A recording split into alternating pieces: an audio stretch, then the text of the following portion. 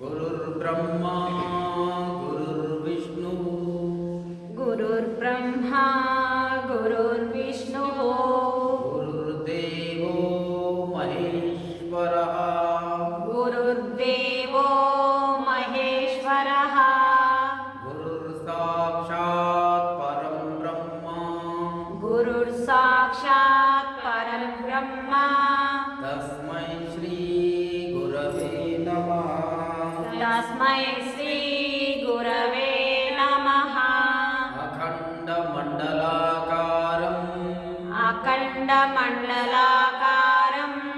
व्याप्तं येन चराचरं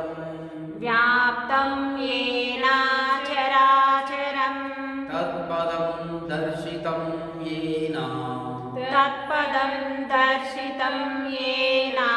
तस्मै श्री गुरवे नमः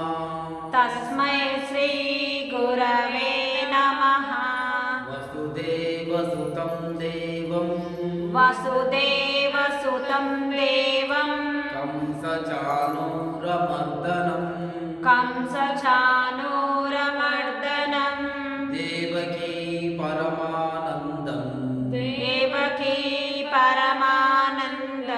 कृष्णं वन्दे जगद्गुरुम्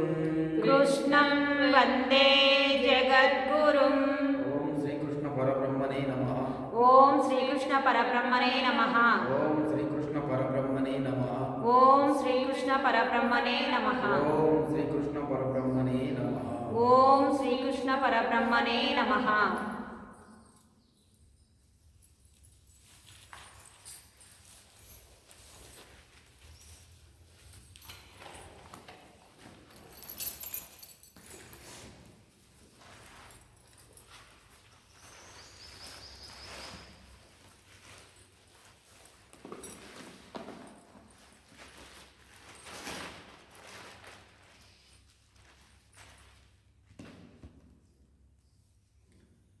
భగవద్గీతలో 100 శ్లోకాల్లో భాగంగా నిన్నటి వరకు మనం 50 శ్లోకాలను పూర్తి చేయడం జరిగింది. ఈరోజు 51వ శ్లోకం 3వ అధ్యాయం 40వ శ్లోకం. ఇంద్రియాణి మనోబుద్ధి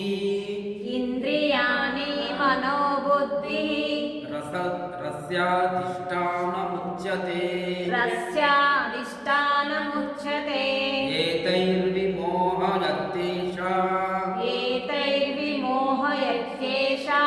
జ్ఞానమావృత్య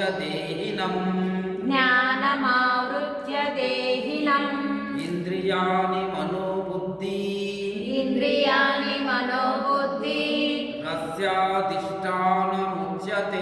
రస్యాధిష్టానముచ్యతే ఏతైర్విమోహయత్తేషాం జ్ఞానమావృత్య దేహినం ఇంద్రియాణి మన బుద్ధి ఇంద్రియాలు మనసు బుద్ధి అస్య అధిష్టానం ఉచ్యతే ఈ కామానికి ఆశ్రయం అని చెప్పబడుతున్నాయి. ఏతై జ్ఞానం ఆవృత్య ఈ కామం ఇంద్రియాలతో వివేకాన్ని ఆవరించి దేహినం విమోహయంతి జీవుణ్ణి దేహాభిమానిగా మార్చి మోహింపజేస్తున్నది. అంటే అర్థం ఏంటంటే ఇంద్రియాన్ని మన బుద్ధి అంటే ఇంద్రియాలు మనస్సు బుద్ధి. ఇంద్రియాలు దేనికి సంబంధించినవి? ఇంద్రియాలు దేహానికి సంబంధించినవి, స్థూల శరీరానికి సంబంధించినవి. ఇంద్రియాలు ఏమేమి ఉన్నాయి మనకు? పంచేంద్రియాలు, కళ్ళు, ముక్కు, నోరు, చెవి ఇచ్చారు. ఈ ఇంద్రియాలు దేనితో దీనికి బాస్ ఎవరు? ఇంద్రియాలకు 5 మందికి, ఈ 5 మందికి బాస్ ఎవరు? మనస్సు. మనస్సు ఎట్లా అని అంటే, నేను లేట్ అయ్యి వచ్చిన, మేడం గారు నన్ను కోప్పడతారు, ఏం సార్ అందరూ వచ్చి కూర్చున్నారు, మీరు ఇంకా రాలేదు, మీరేదో పెద్ద మనిషి అనుకుంటే ఇట్లా చేస్తున్నారు అని అన్నారు అనుకోండి, అప్పుడు నా మనసు కొద్దిగా బాధపడతాను. ఒక రోజు లేట్ అయితే మేడం ఇట్లా అంటారేమి అని అనిపిస్తుంది నాకు. అయితే నేను మంచిగా చెప్తున్నాను సార్ మీరు అది అనేసరికి పొగడేసరికి నా మనసు బాగా సంతోషం అనిపిస్తుంది. అని అంటే ఆమె మాటలు ఏవైతున్నాయో అవి చెవుల ద్వారా విని ఎవరు స్పందిస్తున్నారు? మనసు స్పందిస్తుంది. కాబట్టి చెవుల ద్వారా వినే మాటల ద్వారా మనసు స్పందిస్తుంది. ఈ కండ్ల ద్వారా చూసే దృష్టి ద్వారా, దర్శనం ద్వారా కూడా మనసు స్పందిస్తుంది. మీరు బయట గడ్డిలో పోయి చూడాలి, అక్కడ అందమైన గులాబీలు కనిపిస్తాయి. ఆ గులాబీలు చూడగానే అందంగా కనిపిస్తాయి, వాటితో అబ్బా ఎంత బాగున్నాయి అనిపిస్తుంది. అంటే మనసు స్పందిస్తోంది అని. ఆ విధంగా దృశ్యానికి, శబ్దానికి, రుచికి, వాసనకు, వీటన్నింటికి కూడా స్పందించేది మనసు. కాబట్టి ఇంద్రియాలకు బాస్, యజమాని ఎవరు? మనసు. కాబట్టి ఇంద్రియాలు, మనసు, బుద్ధి. బుద్ధి ఏం చేస్తుంది? మనసు ఏం చేస్తుంది? స్పందించిన తర్వాత ఊరికే ఉండదు, అది కావాలని కోరుకుంటుంది. అక్కడ గులాబీ పువ్వు పూసింది, ఆ గులాబీ చెట్టు ఉంటే అందంగా ఉంటుంది, కానీ దాన్ని తెంపి నెత్తిలో పెట్టుకోవాలని కోరిక కలుగుతుంది. నెత్తిలో పెట్టుకోవాలని కోరిక కలిగినప్పుడు దాన్ని తెంపాలనిపిస్తుంది, కానీ తెంపడం కరెక్టో కాదు, అడిగి తెంపితే బాగుంటుంది. ఇట్లా లోపల రకరకాల భావాలు ఏర్పడుతుంటాయి. చివరికి మేడంని అడిగితే, ఇంతకుముందు ఒకసారి అడిగితే ఆమె తెంపొద్దన్నది, కాబట్టి ఆమెను అడిగినా తెంపొద్దంటది. కాబట్టి తెంపడమే కరెక్ట్, ఆమెను అడగకుండా. ఒకవేళ ఆమె అడిగితే మా ఇంటి దగ్గరనే తీసుకొచ్చిన పెట్టుకున్నా చెప్పొచ్చులే అని అనుకుంటారు. బుద్ధి విధంగా నిర్ణయం తీసుకుంటారు. లేదంటే ఏమనుకుంటారు? వద్దు, ఎందుకు, బయట దొరుకుతాయి కదా, అక్కడ పోయినప్పుడు తీసుకుందాం, వద్దు అని కూడా నిర్ణయం తీసుకుంటారు. ఈ విధంగా మనసులో కలిగేటటువంటి చిత్త చాంచల్యానికి, అంటే సంకల్ప వికల్పాలకు బుద్ధి ఒక నిర్ణయాన్ని తీసుకుంటుంది. ఆ నిర్ణయం తీసుకునేదే బుద్ధి. కాబట్టి ఇంద్రియాలు, మనస్సు, బుద్ధి దేనికి ఆశ్రయము? కోరికకు ఆశ్రయము, కామానికి ఆశ్రయము. అని అంటే మనసులో ఏర్పడే కోరికకు ఆశ్రయం ఎవరిస్తున్నారు? ఇంద్రియాలు, మనస్సు, బుద్ధి. ఈ మూడు కూడా ఈ యొక్క కోరికకు ఆశ్రయాన్ని కల్పిస్తున్నాయి. కళ్ళు ఉన్నాయి కాబట్టి గులాబీ కనిపించింది. ఆ కళ్ళు ఉండడం వల్లనే మనసులో అబ్బా ఎంత అందంగా ఉంది అన్న ఫీలింగ్ కలిగింది. అది తెంపుకోవాలన్న కోరిక అక్కడ కలిగింది. కోరిక కలగడం వల్లనే బుద్ధి ఏం చేస్తుంది? తెంపాలన్నా వద్దా రెండిట్లైన ఒక నిర్ణయం చేసేస్తుంది. కాబట్టి ఈ విధంగా ఇంద్రియాలు, మనసు, బుద్ధి ఈ కోరికకు లేదా కామానికి ఆశ్రయము అని చెప్పబడుతున్నాయి. ఏషా ఏతై జ్ఞానం ఆవృత్య, ఈ కామము ఇంద్రియాలతో వివేకాన్ని ఆవరించి దేహాది అయిన జీవుణ్ణి మోహింపజేస్తోంది. ఈ కామం ఏం చేస్తుంది? కోరిక ఇంద్రియాలతో, అంటే దేహేంద్రియాలతో కలిసిపోయి వివేకాన్ని ఆవరించి, వివేకం అని అంటే జ్ఞానం, బుద్ధిని ఆవరిస్తుంది. ఆవరించి ఏం చేస్తుంది? దేహాభిమాని అయిన జీవుణ్ణి, అంటే ఈ జీవుడు దేహాభిమాని, దేహం యొక్క అభిమాని. కాబట్టి దేహాభిమాని అయినటువంటి జీవుణ్ణి మోహింపజేస్తోంది. ఇక్కడ అర్జునుడు దేహాభిమాని అయి ఉన్నాడు. అంటే ఇంతమంది దేహాన్ని నేను ఏ విధంగా చంపాలి అనేటటువంటి. కాబట్టి మనం ఏ అభిమాని కావాలి? మనము ఆత్మాభిమాని కావాలి. దేహాభిమానంలో ఉన్నాం. దేహాభిమానాన్ని వదిలేసి ఆత్మాభిమానంగా కావాలి. అంటే ఈ శరీరంలో ఆత్మ ఉన్నదని గుర్తించాలి. ఆ ఆత్మపైనే బుద్ధిని స్థిరం చేస్తూ నేను ఆత్మాభిమానిని కావాలి. అది కాబట్టి అభిమాని అయినటువంటి జీవుణ్ణి కామం ఏం చేస్తుంది? ఈ ఇంద్రియాలతో కలిసి ఆయన యొక్క జ్ఞానాన్ని నశింపజేసి ఆ కోరికల్ని తీర్చుకోవడానికి ప్రయత్నిస్తుంది. ఇంద్రియాని పరన్యాహు, ఇంద్రియాని పరన్యాహు, ఇంద్రియోభ్యః పరం మనః, ఇంద్రియోభ్యః పరం మనః, మనసస్తు పరా బుద్ధిర్యో, మనసస్తు పరా బుద్ధిర్యో, బుద్ధే పరతస్తు సహా, బుద్ధే పరతస్తు సహా.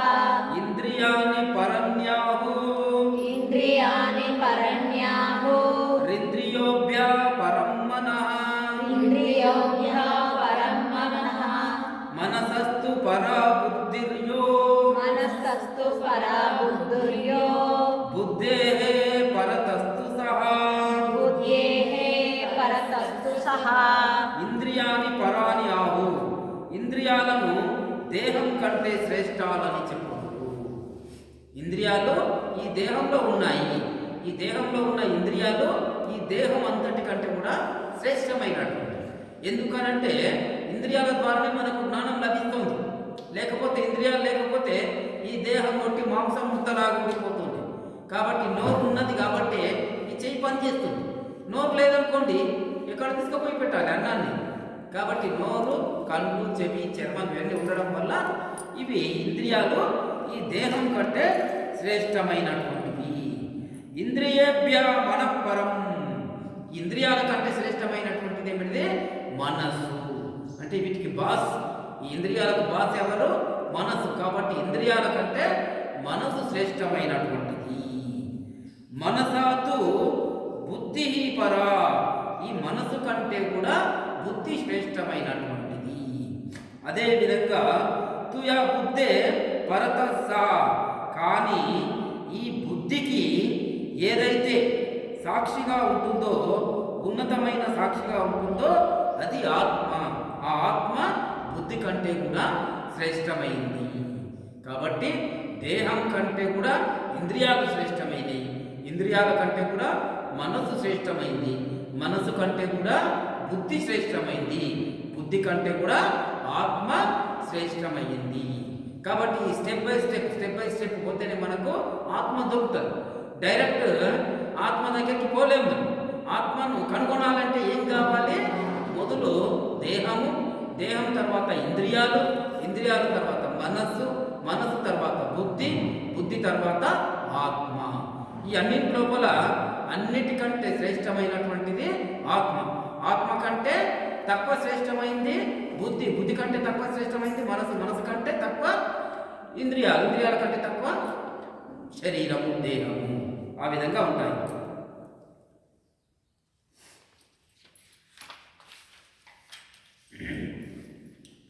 ఏవం బుద్ధే పరం బుద్ధ్వా ఏవం బుద్ధే పరం బుద్ధ్వా సంస్థాప్యాత్మనమాత్మనా సంస్థాప్యాత్మనాత్మనా జయి శత్రుం మహాబాహో జయి శత్రుం మహాబాహో కామరూపం దురాసదం కామరూపం దురాసదం ఏవం బుద్ధే పరం బుద్ధ్వా ఏవం బుద్ధే పరం బుద్ధ్వా సంస్థాప్యాత్మనమాత్మనా సంస్థాప్యాత్మనమాత్మనా జయి శత్రుం మహాబాహో జయి శత్రుం మహాబాహో కామరూపం దురాసదం కామరూపం దురాసదం మహాబాహో ఏవం ఆత్మన. ఓ అర్జున, ఈ విధంగా పవిత్రం చేయబడిన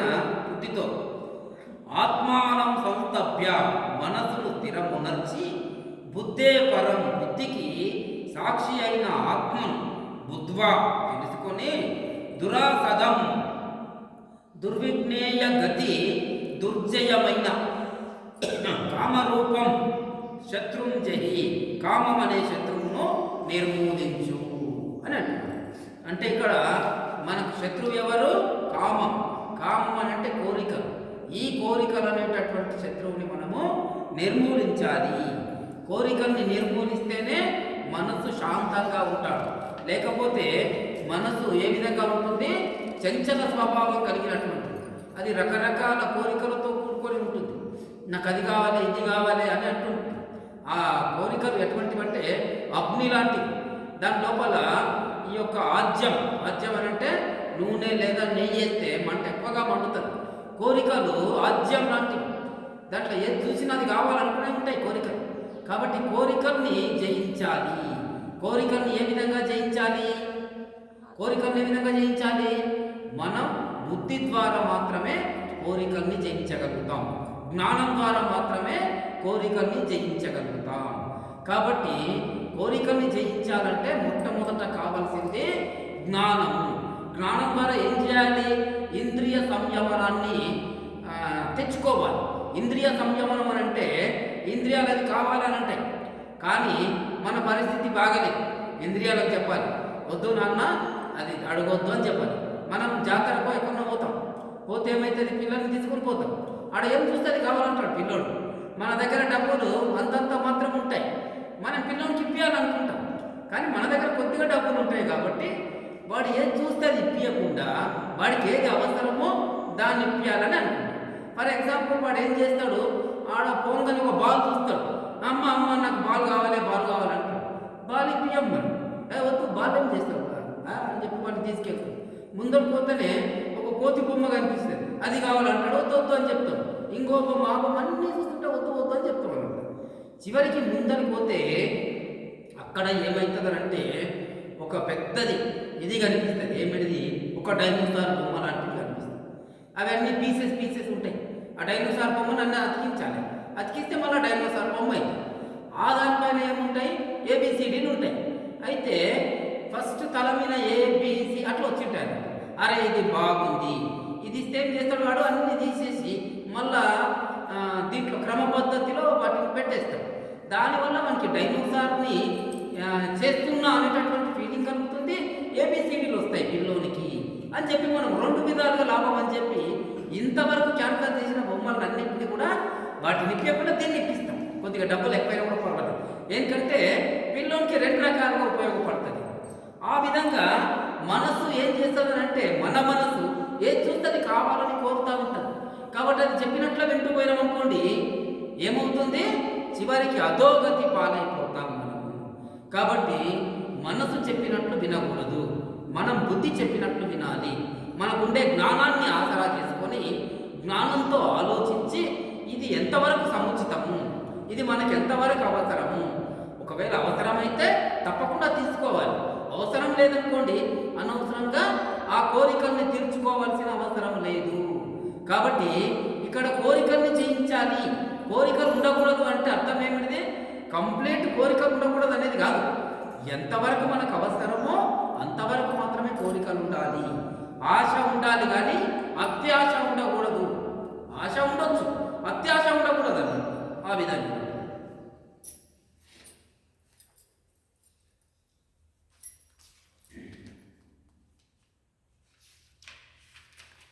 ఐదవ అధ్యాయం 4వ అధ్యాయం 5వ శ్లోకం. శ్రీ భగవానువాచ బహూని మే వ్యతితాని జన్మాని తవ చార్జున తాన్యహం వేద సర్వాణి నత్వం వేత్త పరంతప. శ్రీ భగవానువాచ, శ్రీకృష్ణుడు పలికాను, అర్జున మే తవచ, అర్జున నాకు నీకు కూడా బహుని జన్మాని పెక్కు జన్మలు వ్యతితాని గడిచాయి. ఓ అర్జున నీవేమనుకుంటున్నావు, ఇప్పుడే పుట్టినాను అనుకుంటున్నావు, నేను కూడా ఇప్పుడే పుట్టినా అనుకుంటున్నా, కానీ కాదు, నీకు నాకు గతంలో కూడా పెక్కు జన్మలు గడిచాయి. నేను నీవు కూడా ఈ భూమి మీద పుట్టినాము, చనిపోయినాము. కాబట్టి ఇంతవరకు మనకు ఎన్నో జన్మలు గడిచిపోయాయి. పరంతప అహం తాని సర్వాణి వేద, ఓ అర్జున వాటినన్నిటినీ నేను ఎరుగుదును. ఆ జన్మలన్నిటినీ నేను ఎప్పుడెప్పుడు పుట్టినో ఆ జన్మలన్నీ నాకు తెలుసు. త్వం నా వేత్త, నీవు ఎరుగవు, నీకు మాత్రము తెలియదు అని అంటే ఇక్కడ అర్థం ఏమిటిది అంటే, మనం ఈ జన్మ తీసుకున్నాం కదా, ఇంతకుముందు ఏ జన్మలో ఉంటేమి మీకు తెలుసా? తెలియదు. కాబట్టి ఆయనకు తెలుసు. ఎవరికి? శ్రీకృష్ణుడికి తెలుసు. ఈ జన్మలో నేను ఇది ఉన్నాను, నెక్స్ట్ ఇంతకుముందు జన్మలో ఇంకోటి, ఈ విధంగా ఎన్నో పెక్కు జన్మలు మనకు కలిగినాయి. ఆ పెక్కు జన్మల లోపల నీవు నేను మళ్ళీ పుట్టినా, మళ్ళీ ఇప్పుడు నేను శ్రీకృష్ణునిగా, నువ్వు అర్జునునిగా పుట్టినావు. ఆ జన్మలన్నీ కూడా నాకు తెలుసు, కానీ నీకు తెలియవు. ఎందుకు తెలియవు ఆయనకు, ఈయనకి ఎందుకు తెలియాలి? అది మనం చూద్దాం. అయితే ఇక్కడ ఏమైతుంది అని అంటే, శ్రీకృష్ణుడు అర్జునుడు మాయాధీనుడు. అర్జునుడు మాయ అంటే ఏమిటి చెప్పండి, ఎవరు చెప్తుంటారు? మనస్సు అని. మనస్సు కాదు. మాయ అంటే ఏమిటంటే మనకు ఏదైతే నిజం ఉంటుందో అది కాకుండా అబద్ధాన్నే నిజం అనుకోవడం మాయ. అంటే ఇప్పుడు ఏం చేస్తారు, మనం ఎక్కడో ఒక దగ్గర పోతాం, అక్కడ ఒక బొమ్మ ఉంటుంది, మంచి ఏదో ఒక బొమ్మ ఉంటుంది, ఆ బొమ్మ చూస్తే నేను రియల్ మనిషిలాగా అనిపిస్తాను అని మనం నిజమే పడుకో మాట్లాడడానికి వెళ్తాం, కానీ అది నిజం కాకుండా దట్ ఈజ్ మాయ. అనంటే ఈ సృష్టి అంతా కూడా మాయ అంటుంటారు చాలామంది. అంతా మాయా మిథ్య, ఏం లేదు అంటారు. మాయా మిథ్య ఏం లేదు అనేది ఎందుకట్లా అంటారు అని అంటే ఈ సృష్టి లోపల భగవంతుడు ఉన్నాడు అనేటటువంటిది లేదు, భ్రమ ఉంది. సృష్టి అంతా కూడా కేవలం భ్రమ. ఈ సృష్టి వెనకాల భగవంతుడు ఉన్నాడు అని తెలుసుకోవాలి. అంటే మాయ అనేటటువంటిది ఒక అజ్ఞానం అన్నమాట. ఈ అజ్ఞానం వల్ల మనం ఏమనుకుంటున్నాం అనంటే ఈ సృష్టి నిజం అనుకుంటున్నాం. ఇక్కడ వాస్తవం ఏమిటిది, ఈ సృష్టి మొత్తం కూడా భగవంతుని స్వరూపం. అయితే ఎవరికన్నా చెప్తే తిక్కోడాలి అంటారు. మనం భగవంతుని స్వరూపం ఎట్లయితుంది కాదు అంటారు అన్నమాట. ఏడున్నాడు భగవంతుడు? చెట్టు భగవంతుడా, ఈ రాయి భగవంతుడా, ఈ పిరమిడ్ కట్టింది భగవంతుడా, ఎవడా నీకు చెప్పింది అని అంటారు అన్నమాట. కాబట్టి అప్పుడు మనం వాళ్ళ దగ్గర మాట్లాడలేదు. కానీ ఈ సృష్టి మొత్తం కూడా భగవంతుని స్వరూపం. భగవంతుని స్వరూపం కాదు ఈ సృష్టి అని ఎవరైతే భావిస్తారో అది వాళ్ళు మాయలో ఉండడం వల్ల ఆ విధంగా భావిస్తారు. నేను కథ చెప్పిన, పాలల్లో నెయ్యి ఉంది కానీ నెయ్యి కనిపించవు. ఈ సృష్టి మొత్తం కూడా భగవంతుడు ఉన్నాడు, భగవంతుడు కనిపించాడు. పాలు కనిపిస్తున్నాయి, పాలు కనిపించేవి మాయ. కనిపించే పాలు మాయ. పాల యొక్క ఒరిజినల్ రూపం ఏమిటిది? నెయ్యి. పాల యొక్క ఒరిజినల్ రూపం ఏమిటిది? నెయ్యి. కాబట్టి మనం పాలను చూస్తే మనకేం కనిపించాలి? ఏం కనిపించాలి? నెయ్యి కనిపించాలి. ఓహో ఇందులో నెయ్యి ఉంది అని మనకు కనిపించాలి అన్నట్టు. కానీ చాలామంది ఏం చేస్తారు, పాలను చూస్తేనే పాలను కాగబెట్టి ఛాయ్ చేసుకోవచ్చు అనుకుంటారు, పాలను కాగబెట్టి సేమియా కీరు చేసుకోవచ్చు అనుకుంటారు, పాలను కాగబెట్టి దూద్ పేడ పెరుగు చేయొచ్చు, సల్లా చేయొచ్చు, వెన్న చేయొచ్చు. పాల ద్వారా ఎన్ని రకాల స్వీట్స్ ఉన్నాయో అన్ని రకాల స్వీట్స్ గురించి వాళ్ళు ఆలోచిస్తారు. కానీ పాలని చివరి అంశదాన్ని నెయ్యి. పాలలో అన్నిటికంటే శ్రేష్టమైనది ఏమిటిది? నెయ్యి. పాలు ఏదైతే ఉన్నదో అది దేహంలాగా, పెరుగు ఏదైతే ఉన్నదో ఇంద్రియాల్లాగా, మజ్జిగ ఏదైతే ఉన్నదో, వెన్న ఏదైతే ఉన్నదో అది మనసులాగా, ఏదైతే నెయ్యి ఉన్నదో అది ఆత్మలాగా. ఆ విధంగా మనం అనుకుంటే చివరికి మన శరీరంలో ఉండేది శ్రేష్టమైంది ఆత్మ. అదేవిధంగా పాలలో ఉండే శ్రేష్టమైన పదార్థము నెయ్యి. కాబట్టి నెయ్యే పాలలో కనిపించాలి మనకు పాలను చూసినప్పుడు. కానీ చాలా మంది ఏమంటారు, నెయ్యి లేదు అందులో కాబట్టి పాలే అంటున్నారు. అయితే ఎవరైతే జ్ఞాని ఉన్నాడో వాడు మాత్రమే అందులో నెయ్యిని కనుగొనగలుగుతాడు. అట్లా జ్ఞాని మాత్రమే ఈ సృష్టి మొత్తం భగవంతుని స్వరూపంగా చూస్తాడు. జ్ఞాని కానటువంటి వాడేమంటాడు, అది రాయి, ఇది గుట్ట, అది ఆకాశం, ఇది చంద్రుడు, ఇది సూర్యుడు అని అంటాడు. అట్లా అనేటోడు మాయలో ఉన్నట్టు. భగవంతుని జ్ఞానం ఎవరికైతే లేకుంటుందో వాడు మాయలో ఉన్నట్టు. కాబట్టి అర్జునుడు మాయాధీనుడు, అంటే మాయకు లోబడే ఉన్నాడు. కాబట్టి ఆయనకు ఆ గత జన్మల యొక్క జ్ఞాపకం అనేది లేదని. ఈయన మాయకు అధీశుడు, మాయాధీశుడు. మాయకు బాస్ ఎవరు? శ్రీకృష్ణుడు.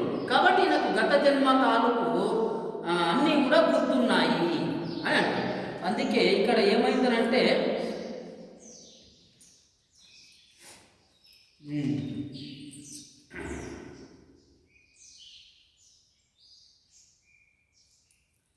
ఐదవ శ్లోకం మనం చదివినాం కదా, దానికంటే ముందు 3వ శ్లోకం ఉంది. ఇది అవసరం లేదు కానీ దీనికి సందర్భానికి అవసరం కాబట్టి మీకు విశ్లేషణ కొరకు చెప్తానే. మీరు ఎవరైతే సాయవాయం మాయతేజ్య యోగః ప్రోక్తః పురాతనః భక్తోసి మే సఖాచేతి రహస్యం హేతదుత్తమం. నీవు నాకు భక్తుడవు, సకుడవు కాబట్టే ఉత్తమము రహస్యము అయిన ఈ ప్రాచీన యోగాన్ని నీకు నేను తెలిపాను. అపరం భవతో జన్మ పరం జన్మ వివస్వతః కథమే తద్విజానీయం త్వమాదౌ ప్రోక్తవానితి అని అంటున్నాడు. అంటే ఏమైందనంటే ఈ భగవద్గీత అనేటటువంటిది ఏదైతే ఉన్నదో అర్జునుడికి ఫస్ట్ టైం చెప్పడం లేదు, ఆల్రెడీ సూర్యునికి చెప్పిండు. సూర్యునికి చెప్పేటప్పుడు అక్కడ అర్జునుడు ఉన్నాడు. భగవద్గీత శ్రీకృష్ణుడు సూర్యునికి చెప్పేటప్పుడు అర్జునుడు ఉన్నాడు. కాబట్టి అర్జునుడు అప్పుడు కూడా విన్నాడు భగవద్గీత. ఆ పెక్కు జన్మలు కావడం వల్ల ఆయన ఈ భగవద్గీత మర్చిపోయిండు. మళ్ళీ ఇప్పుడు చెప్తున్నాడు. అంటే ఇక్కడ ఏమైంది,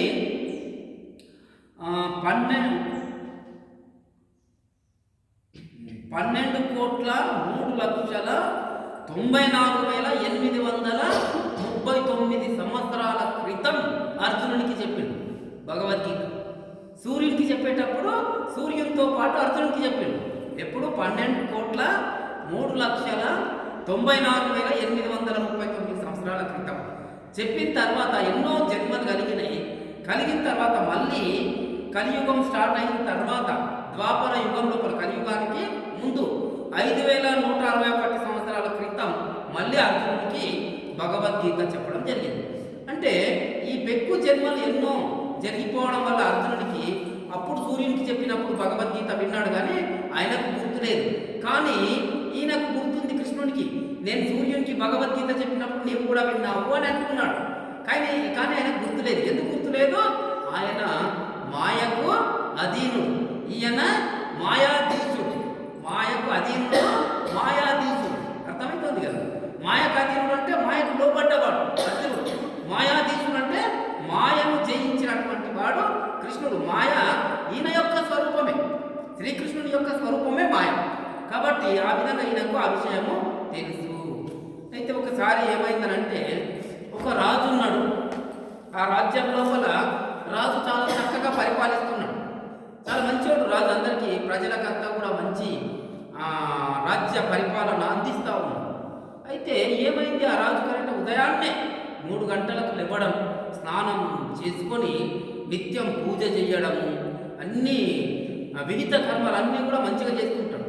కానీ కొద్దిగా ఆయనకు ఒక పిచ్చి ఉంటుంది. ఏం పిచ్చి ఉంటుంది అంటే ఆడవాళ్ళ పిచ్చి ఉంటుంది. పరస్త్రీలను చూస్తుంటే వాళ్ళ మోహంలో పడిపోతుంటాడు. అయితే ఒక రోజు అనుకోకుండా రాణి ఏమంటది, నిన్ను ఒక విషయం అడగాలనుకుంటున్నా రాజా. పర్వాలేదు చెప్పు అంట. ఆయన మూడు బాగుంటుంది. ఏం లేదు, మీరు ఇంత మంచిగా పొద్దున లేచి పూజ చేస్తారు, అంతా చేస్తారు కదా, అంతా బాగుంది, కానీ ఈ పరస్త్రీ వ్యామోహం ఏంటి రాజా, ఇది నాకు మంచిగా అనిపించట్లేదు, ఎందుకు మీరు ఈ విధంగా ఉన్నారు అని అడుగుతాడు. అంటే అప్పుడు ఆయన ఏమంటున్నాడంటే, గతంలో నేను ఒక కుక్కని, ఈ జన్మకు ముందు నేను ఒక కుక్కని, ఒక ఊర్లో ఉన్నా. నన్ను ఒక ఆయన సాక్కున్నాడు, ఒక పెద్ద మనిషి అంటే ఒక రైతు సాక్కున్నాడు. ఆయన ఇంటి దగ్గర ఉన్నా నేను. ఆయన ఇంటి దగ్గర కాపాలగా ఉండి ఎవరన్నా వస్తుంటే బహు అని అరుస్తుండేదాన్ని. ఒకరోజు శివరాత్రి, ఆ రోజు ఏమైందనంటే ఎవరు వంట చేసుకుంటారు ఊర్లో, ఎవరు వంట చేసుకుంటారు కాబట్టి నాకు తినడానికి ఏం దొరకలేదు. పొద్దున్న నుంచి మా యజమాని కూడా ఏం పెట్టలేదు. ఊర్లో అంతా తిరిగిన సందులు ఎక్కడ కూడా తినడానికి ఏం దొరకలేదు. అప్పుడు ఏం చేసిన, ఆకలి బాగా అయింది. సాయంత్రం అయ్యేసరికి అందరూ కూడా ఏం చేసిండ్రు, ఊర్లో శివాలయానికి వెళ్ళిపోయారు. శివాలయానికి వెళ్ళి అక్కడ భజనలు చేస్తున్నారు. శివరాత్రి కాబట్టి భజనలు చేస్తున్నారు. ఇంకా మంది అంతా పోతున్నారు కాబట్టి వాళ్ళతో పాటు ఈ కుక్క కూడా పోయి ఆ గుడి చుట్టూ అక్కడిక్కడ ఏమన్నా ఇస్తరాకులు ఏమన్నా పడ్డాయి, ఏమన్నా దొరికితేమో తిందామని చూస్తూ ఉంది. కానీ ఏం దొరకలేదు. పొద్దున నుంచి ఆకలిగా ఉన్నది అది. అయితే ఏమైంది, అక్కడిక్కడ చూసి అది ఏం చేసింది, మెల్లగా గర్భగుళ్ళకు జరుగుతుంది. గర్భగుళ్ళకు పోతే అక్కడ ప్రసాదాలు అవన్నీ ఉంటాయి. అవన్నీ చూసి తిందామని అనుకున్నది. అనుకునేసరికి అక్కడ ఉండే అర్చకులు అందరూ కుక్కొచ్చా అని చెప్పి అడి అనేసరికి బయటకు వచ్చేటప్పుడు అయ్యో కుక్క లోపలికి వచ్చింది అని చెప్పి దాన్ని కొట్టాలని కొంతమంది కర్ర తీసుకొని దాన్ని ఎంబడబడితే అది ఉరుకుతుంది. అది ఉరుకుతే ఏం చేస్తుంది, ఆ గుడి చుట్టూ తిరుగుతుంది. అది దొరకకుండా కుక్క అట్లా తిరుగుతూ ఒక 4-5 చుట్టూ తిరగగానే వాడు కర్ర తీసుకొని వేస్తాడు. దెబ్బ తగులుతుంది, కింద పడుతుంది. వాళ్ళు వచ్చి మళ్ళీ ఒకరు కొట్టేస్తారు. ఆ 2-3 దెబ్బలు అయ్యేసరికి అది పాపం చనిపోతుంది. చనిపోవడం వల్ల ఏమైంది, శివరాత్రి రోజు ఒక్క పొద్దు ఉండడం, శివుని ఆలయం చుట్టూ 5 సార్లు తిరగడం, శివుని ముందర వాడి చనిపోవడం వల్ల దానికి మోక్షం లభిస్తుంది. ఆ కుక్కకి ఏం చేస్తాడు శివుడు, దానికి రాజజన్మ ఇస్తాడు. కాబట్టి అది ఇప్పుడు ఏమైంది, రాజుగా పుట్టింది. కాబట్టి ఆ విధంగా నేను ఆ రోజు శివరాత్రి ఉపవాసం చేయడం వల్ల నాకు ఇంతటి మంచి జన్మ వచ్చింది. కాకపోతే గత జన్మ తాలూకు కుక్క పుత్రులు ఇంకా నన్ను వదలలేదు అని అంటున్నాడు అన్నట్టు. అయిన తర్వాత రాణి ఏమంటది, మరి నేనెట్లా నీకు ఇదైనా అని అంటాను. అంటే నీవు ఒక పావురం అయితే నువ్వేం చేసినావు, ఒక మాంసం ముక్కను తినాలనుకొని ఎత్తుకొస్తే ఏమైంది, అది చూసి ఒక గద్ద ఎంపడబడ్డది. గద్ద ఎంపడబడితే గద్దను తప్పించుకోవడానికి శ్రీశైలం లోపల భ్రమరాంబాదేవి ఆలయం చుట్టూ తిరిగినావు, ఆ గోపురం చుట్టూ దాన్ని తప్పించుకోవాలని తిరిగినావు.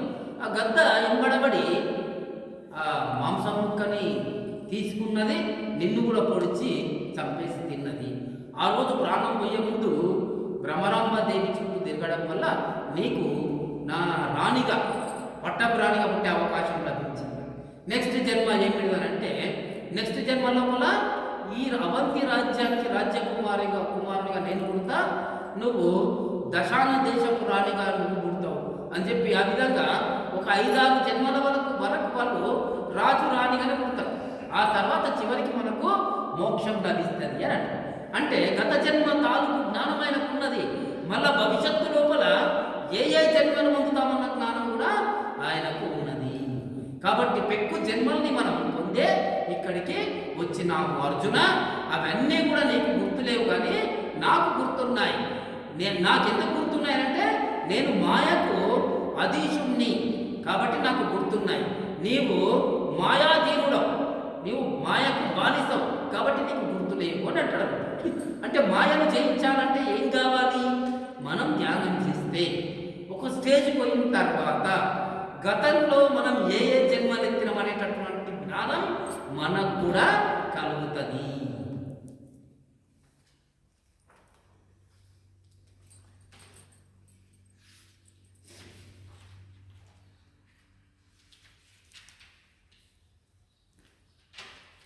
నాలుగవ అధ్యాయం 7వ శ్లోకం. యదా యదా హి ధర్మస్య గ్లానిర్భవతి భారత అభ్యుత్థానమధర్మస్య తదాత్మానం సృజామ్యహం. యదా యదా హి ధర్మస్య గ్లానిర్భవతి భారత అభ్యుత్థానమధర్మస్య తదాత్మానం సృజామ్యహం.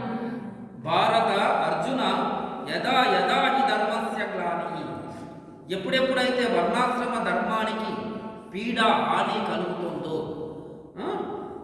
అధర్మస్య అభ్యుత్థానం, అధర్మం అభివృద్ధి చెందుతుందో, భవతి కలుగుతుందో, తదా అహం ఆత్మానం సృజామి, అప్పుడు నన్ను నేను వ్యక్తీకరించుకుంటాను అని అంటే ఇక్కడ ఏమవుతుంది, ధర్మానికి గ్లాని జరిగినప్పుడు, ధర్మము అని అంటే ఏ ధర్మము, వర్ణాశ్రమ ధర్మం. వర్ణాశ్రమాలు ఏంటున్నాయి, వర్ణాశ్రమాలు ఏవేంటి ఉన్నాయి, వర్ణాశ్రమాలు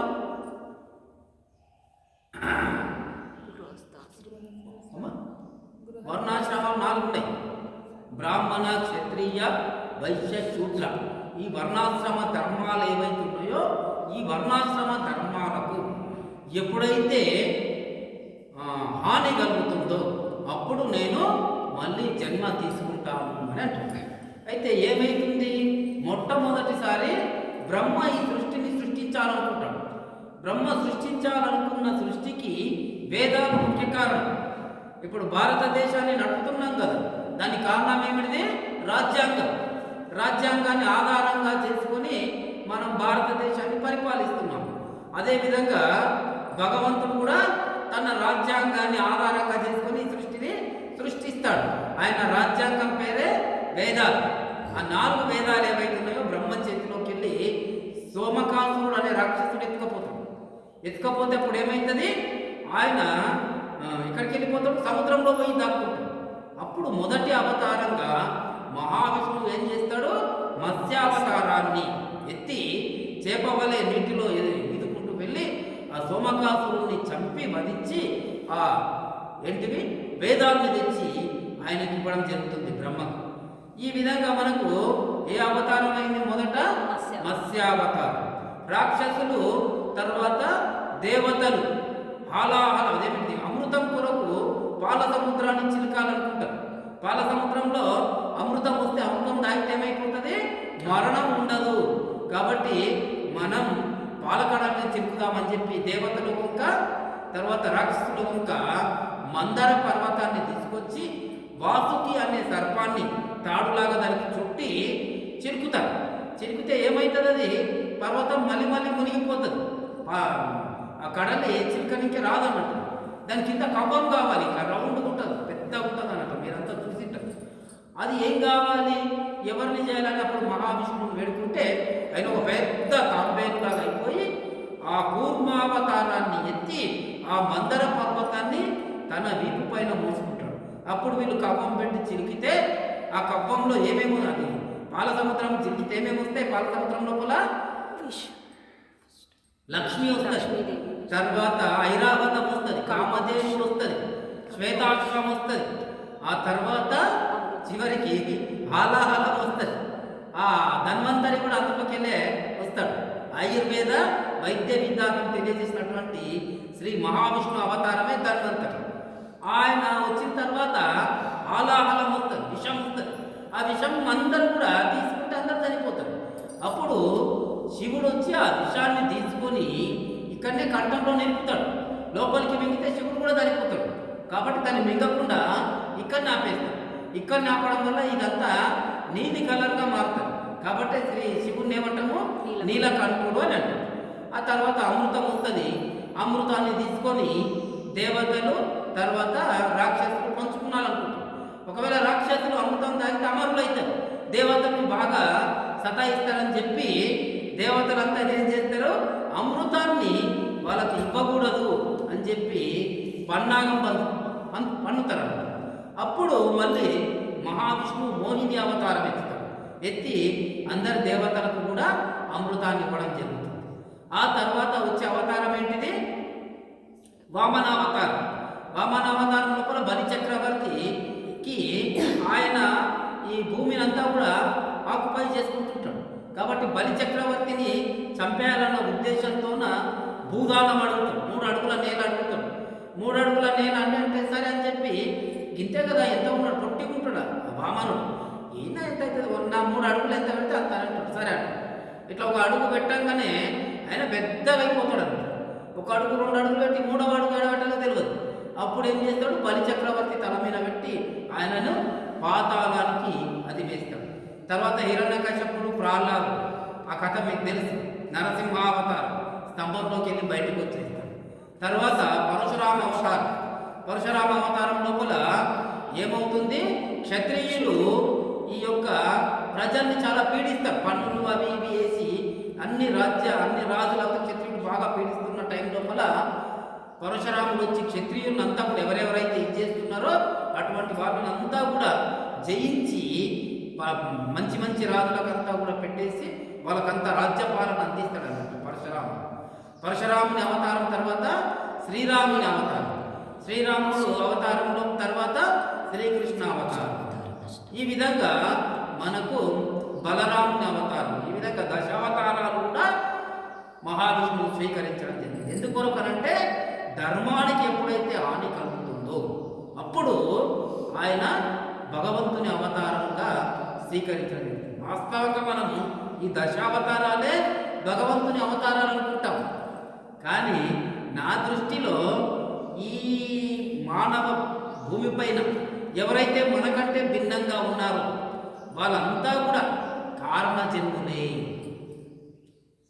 అవతారాలు కాకపోవచ్చు కానీ కారణ జన్ములు. కారణ జన్మ అంటే ఏమిటి, వాళ్ళు ఈ భూమిపైకి వచ్చిన తర్వాత ఏదో ఒక మహత్ కార్యాన్ని నిర్వహించడానికి వచ్చినటువంటి వాళ్ళని కారణ జన్ములు అంటారు. ఫర్ ఎగ్జాంపుల్ సుభాష్ పత్రిజీ, ఆయన కారణ జన్ములు. మాణికేశ్వరి మాత, గొప్ప గొప్ప వ్యక్తులు, మనలాంటి వ్యక్తులే, కానీ మనకంటే భిన్నంగా ఉన్నారు. మనం ఉండగలుగుతామా వాళ్ళలాగా? ఉండలేము. కాబట్టి వాళ్ళ లోపల భగవత్ అంశ ఉన్నది. పూర్ణ భగవత్ అంశ లేకపోయి ఉండొచ్చు, కానీ కొంత ఉన్నది. ఆ కొంత ఎంత ఉన్నది? మనందరికంటే కూడా ఎక్కువ ఉన్నది. కాబట్టి వాళ్ళ లోపల దైవాంశ సంభూతులు అంటున్నారు. వీళ్ళు కారణ జన్ములు లేదా అవతారాలు కాకపోయినా దైవాంశ సంభూతులు. కాబట్టి ఇటువంటి వ్యక్తులంతా కూడా దైవాంశ సంభూతులు చాలా మంది పుట్టిండ్రు ఈ దేశంలో. కాబట్టి భారతదేశమే భగవంతుని యొక్క నిలయము. వాస్తవంగా చెప్పాలంటే ఈ దేశంలో పుట్టడమే పూర్వజన్మ సుకృతం. ఈ దేశంలో మనకు జన్మ లభించడమే పెద్ద అదృష్టం. మీరు ఎక్కడ చూసినా అడుగడుగునా భగవంతుని యొక్క స్వరూపమే కనిపిస్తుంది. అందుకే వాజ్పేయి ఏమంటాడంటే, ఈ దేశకే కంకర్ కంకర్ హమారే లియే శంకర్ హై అంటాడు. इस देश के कंकर कंकर हमारे लिए शंकर है. जिएंगे तो इस देश के लिए जिएंगे, मरेंगे तो इस देश के लिए मरेंगे. अगर मरने के बाद गंगा में बहती हुए हमारे अस्थियों से कोई कान लगाकर सुनेगा तो एक ही आवाज सुनाई देगा, वो भारत माता की जय. కాబట్టి దేశాన్ని మనము ఏమనుకుంటున్నాం? భారతదేశం ఒక జమీన్ కా తుకుడా నహీ అంటాడు వాజ్పేయి. ఇది ఒక భూమి తుకుడా కాదు, ఇది ఏ జీతా జాతా రాష్ట్ర పురుష. ఇది జీవించి ఉన్న ఒక రాష్ట్ర పురుష అని చెప్తాడు. కాబట్టి ఈ దేశమే ఆదర్శాలకు నిలయం. ఇంతమంది ఈ దేశంలో పుట్టి ఈ దేశాన్ని పావనం చేసేసి అటువంటి భూమిలో పుట్టిన మనం ఆ యొక్క ఆదర్శాల్ని, ఆ యొక్క వారసత్వాన్ని మనం అందరం తీసుకోవాల్సిన అవసరం ఉన్నది. మనం చిన్నప్పుడు మీరు స్కూల్లో పోయినప్పుడు 10th క్లాస్ వరకు ప్రతిజ్ఞ చేసింది, భారతదేశము నా మాతృభూమి, భారతీయులందరూ నా సహోదరులు, నేను నా దేశమును ప్రేమిస్తున్నాను, సుసంపన్నమైన బహువిధమైన నా దేశ వారసత్వ సంపద నాకు గర్వకారణము. నా దేశ వారసత్వ సంపద అంటే ఏమిటి? ఇక్కడ నా దేశంలో జరిగిన రామాయణం, నా దేశంలో జరిగిన మహాభారతం, నా దేశంలో అర్జునునికి చెప్పబడిన భగవద్గీత, నా దేశంలో ఉండే 4 వేదాలు, నా దేశంలో ఉండే 18 పురాణాలు, ఇవన్నీ కూడా నా యొక్క వారసత్వ సంపద అని అనుకోవాలి. ఆ జ్ఞానాన్ని మనం పెంపొందించుకోవడానికి ప్రయత్నం చేయాలి. మనం ఆ జ్ఞానాన్ని మనకు ఆ జ్ఞానం కలిగితేనే మనం మన పిల్లలకు దాన్ని అందించగలుగుతాం. ఎప్పుడైతే ఈ జ్ఞానం పిల్లలకు అందించబడుతుందో ఆ పిల్లలు జ్ఞానవంతులు అవుతారు, మంచి వ్యక్తిత్వం గల వ్యక్తులుగా తయారవుతారు. అప్పుడు వాళ్ళంతా శాంతియుత సమాజాన్ని ఏర్పాటు చేస్తారు. ఈ శాంతియుత సమాజం ఈ దేశంలో ఏర్పడ్డప్పుడు, ఈ దేశం అంతా కూడా శాంతియుత సమాజం ఏర్పడ్డప్పుడు మనం ఈ దేశాన్ని విశ్వగురు వైపు తీసుకువెళ్ళడానికి అవకాశం ఉంటుంది. కాబట్టి అందులో మన వంతు కర్తవ్యంగా, రామునికి వృత సహాయంగా మనం ఏదో చిన్న ప్రయత్నం చెయ్యాలి. కాబట్టి ఆ ప్రయత్నంలో భాగంగానే నేను ఈ భగవద్గీత చెప్పడం ప్రారంభించిన నా ప్రయత్నంలో మీరంతా కూడా భాగస్వాములు అవుతారని కోరుతూ ఈ రోజుకి భగవద్గీత ప్రవచనాన్ని ముగిస్తున్నాను. థ్యాంక్ యూ సార్, చాలా అద్భుతంగా చెప్పారు. భగవద్గీత 3వ అధ్యాయం 40వ శ్లోకం. ఇంద్రియాణి మనోబుద్ధి రస్యాధిష్టానముచ్యతే ఏతైర్విమోహయత్యేష జ్ఞానమావృత్య దేహినం. మరి ఒకసారి శ్లోకం. ఇంద్రియాణి మనోబుద్ధి రస్యాధిష్టానముచ్యతే ఏతైర్విమోహయత్యేష జ్ఞానమావృత్య దేహినం. తాత్పర్యం, ఇంద్రియాలు, మనసు, బుద్ధి ఇవన్నీ కామానికి ఆశ్రయాలు అని చెప్పబడుతున్నాయి. ఆ ఇంద్రియాలలో కామం ఆత్మజ్ఞానాన్ని మరుగుపరిచి జీవాత్మను మోహింపచేస్తుంది.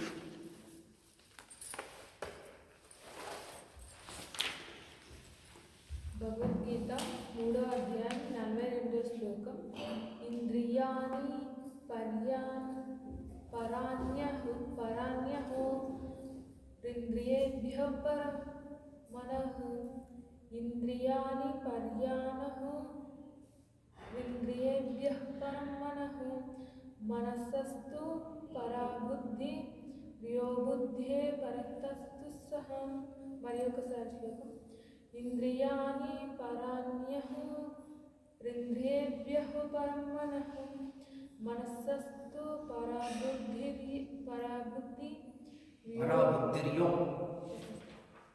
మనసస్తు పరాబుద్ధిర్యో బుద్ధే పరతస్తు సహ. తాత్పర్యం: ఇంద్రియాలు బలమైనవి. ఇంద్రియాల కన్నా మనస్సు కన్నా బుద్ధి గొప్పది. బుద్ధి కన్నా అత్యంత గొప్ప దానినే ఆత్మ అని అంటారు.